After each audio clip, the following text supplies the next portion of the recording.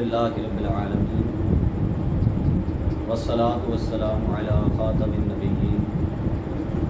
اما بعد فاعوذ باللہ من الشیطان الرجیم بسم اللہ الرحمن الرحیم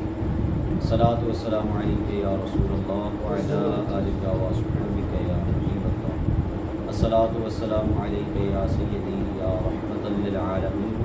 وعلی آلک وصحبک یا سیدی یا خاتم النبیین۔ پیارے محترم بھائیو، محبوب کریم صلی اللہ تعالی وسلم آپ اللہ تعالیٰ کے محبوب برگزیدہ بندے۔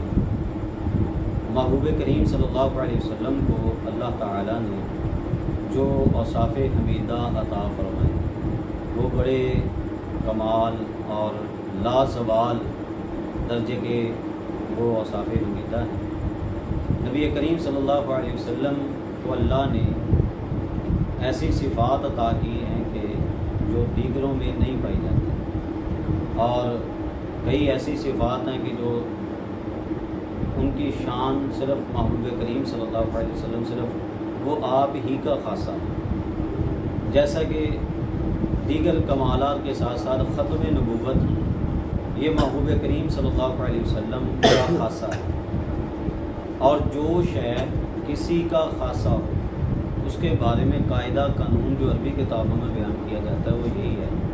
کہ ما یوجد فیہ ولا یوجد فی غیرہ، کہ وہ جو کسی کا بھی خاصہ ہو وہ اسی میں ہی پایا جاتا ہے، اس کے علاوہ وہ خاصہ نہیں پایا جاتا۔ تو جب خاصہ ہو اسی ذات کا تو دیگروں میں تو پایا نہیں جا سکتا۔ اب جب خاصہ محبوب کریم صلی اللہ علیہ وسلم کا ختم نبوت ہے تو وہ آپ ہی کا خاصہ ہے،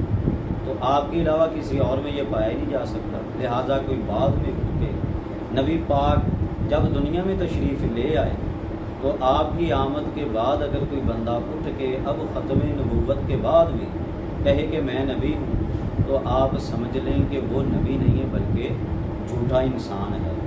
اور یہ ایک افتراء کر رہا ہے اور یہ کذب کا سہارا لے رہا ہے۔ آپ احباب سے یہ گزارش ہے کہ آپ کے سامنے اگر کوئی بھی بندہ اس طرح ہوتا ہے، آپ کے سامنے کوئی دعویٰ کرے اس طرح کا، یا دعویٰ کرنے والے کا کوئی حمایتی آ کے آپ کے سامنے آ جاتا ہے تو آپ بلا کسی شک و شبہ کی اس بندے کو فوراً جھوٹا سمجھیں۔ آپ کو میں ایک مثال عرض کرتا ہوں کہ دیکھیے، آپ کا گھر ہے، ذاتی گھر ہے، زمین ہے آپ کی، زمین ذاتی آپ کی ہے، گھر ذاتی آپ کا ہے۔ کوئی بندہ اٹھ کے آپ کو کہے کہ بھئی یہ آپ کا گھر نہیں میرا گھر ہے، تو آپ کیا اس کو اس کا گھر بنا دیں گے کہ یہ بھئی آپ کا ہی گھر ہے؟ ہم نہیں مانتے۔ اچھا، ساتھ والا کیا کرے گا؟ وہ دیکھے گا کہ بھئی اس پر ظلم ہو رہا ہے، وہ بھی دیکھے گا کہ نہیں یہ گھر تو میرے پڑوسی کا ہے، یہ کہاں سے اٹھ کے آ گیا؟ وہ بھی کہے گا نہیں بھئی یہ تیرا گھر نہیں، یہ اسی کا ہے۔ علاقے والوں کو پتہ چلے گا، وہ بھی کہیں گے کہ نہیں بھئی یہ گھر اسی کا ہی ہے۔ اچھا، دیگروں کو آپ لے لیں، کسی جگہ کسی سطح پہ آپ بات کریں تو وہ سب کہیں گے کہ نہیں یہ گھر اسی بندے کا ہے، یہ شے اسی بندے کی ہے، یہ جو کوئی بھی شے ہے اس کا مالک یہی بندہ ہے اگر وہ مالک ہوگا۔ تو حضرات یہ ایک عام مثال ہے جس کو ہر بندہ سمجھے۔ اب ختم نبوت کے مالک نبی پاک ہے، ختم نبوت خاصہ نبی پاک ہے۔ خاصہ جب نبی پاک کا ہو گیا، مالک جب اس کے نبی پاک ہو گئے، اب ادھر ہمارا ذہن اس کو تو مانتا ہے کہ آپ کے سامنے کسی کی شے پر اگر کوئی آ کے قبضہ کرے تو آپ کہتے ہیں کہ یہ ظلم ہو گیا۔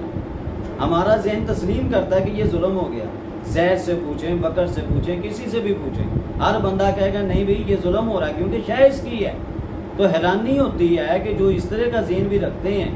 مانتے ہیں اس اصول کو، وہاں پہ جا کے حیرانی ہوتی ہے کہ جب نبی پاک کی ختم نبوت پر کوئی ڈاکہ ڈالے اور آپ کے بعد بھی کوئی نبوت کا دعویٰ کرے، اور بعض لوگ جو نام نہاد اپنے آپ کو مسلمان بھی کہلوائیں اور کہیں کہ نہیں ایسے بندے کو کچھ نہیں کہنا چاہیے، تو پھر آپ ہی بتائیں کہ ایسے بندے کی پھر عقل کا اس کو اپنی کا علاج کروانا چاہیے کہ نہیں کروانا چاہیے؟ تو یہ اپنی عقل کا اس کو علاج کروانا چاہیے کہ ایک طرف کا ظلم اس کو نظر آ رہا ہے اور دوسری طرف کا ظلم اس کو نظر نہیں آ رہا کہ جو ظلم کرنے کی کوشش کر رہا ہے وہ ختم نبوت پر ڈاکہ ڈالنے کی کوشش کر رہا ہے، اسی طرح جس نے ڈاکہ ڈالا ختم نبوت کے اوپر،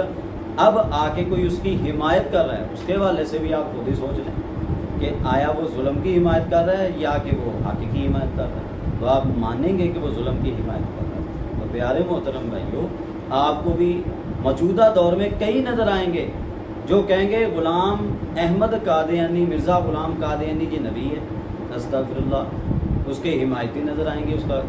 اور جی اگر کسی نے دعویٰ کر دیا تو پھر یہ ہر ایک کی اپنی اپنی مرضی، بھئی ہر ایک کی اپنی اپنی مرضی، تو تم اپنے گھر پر کسی کو قبضہ کیوں نہیں کرنے دیتے؟ تم تو بھئی اپنی پینسل تک نہیں چھوڑتے ہیں، تم اپنی جوتی تک نہیں چھوڑتے، تم اپنی کوئی شے نہیں چھوڑتے ہیں، تمہاری یہ حالت ہے۔ اور ادھر اتنا بڑا انتظام کائنات اور اتنا بڑا اللہ کا فیصلہ ختم نبوت والا، ایک بندہ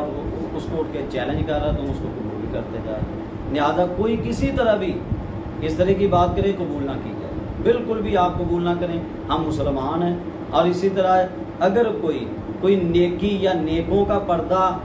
رکھ کے سامنے ان کی آڑ لے کر ختم نبوت پر ڈاکہ ڈالنے کی کوشش کرے تو ایسے بندے کو بھی تسلیم نہ کریں۔ جیسے کوئی آئمہ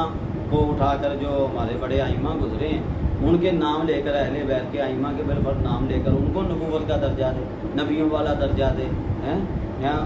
یہ اگر اس طرح کوئی کرتا ہے اس کو بھی آپ یہ سمجھے کہ یہ بھی ختم نبوت کا غدار ہے، یہ بھی ختم نبوت کا ڈاکو ہے۔ اللہ نے ایسے بندے کو بالکل کسی شے کی اجازت نہیں دی، اللہ نے ایسے بندے کو بالکل قبول نہیں کیا، نہ نبی پاک نے قبول کیا۔ نبی پاک صلی اللہ علیہ وسلم کی احادیث آپ پڑھیں، آپ کو 10,000 کے قریب احادیث مل جائیں گی، اور قرآن پاک کی جگہ جگہ پہ آپ کو آیات ملیں گی جو محبوب کریم صلی اللہ علیہ وسلم کی ختم نبوت کا دفاع کرتے نظر آتے ہیں۔ شاید تو ایک دفعہ ہی بیان ہو جائے شریعت میں، وہی کافی ہوتی ہے عام طور پہ، لیکن یہ ختم نبوت کیسی ہے کہ اس کا بار بار بیان آ گیا، پھر بھی بندے کو سمجھ نہ لگے، پھر بھی کہے کہ نہیں شک ہو سکتا ہے، پھر بھی کوئی کہے اٹھ کے آ کے کوئی مولوی یا کوئی فلاں کہ نبی پاک کے بعد بھی کوئی نبی آ جائے تو ختم نبوت میں فرق نہیں آتا، تو ایسے بندے کی عقل کا علاج کروانا چاہیے، اور جو اس کو درست کہے، ایسے بندے کی عبادت کو درست کہے، اس بندے کی بھی عقل کا علاج کروانا چاہیے۔ پیارے محترم بھائیو، ہمیں ہمارا عقیدہ ختم نبوت جان سے پیارا ہے، اسی پر ہمارا ایمان ہونا چاہیے۔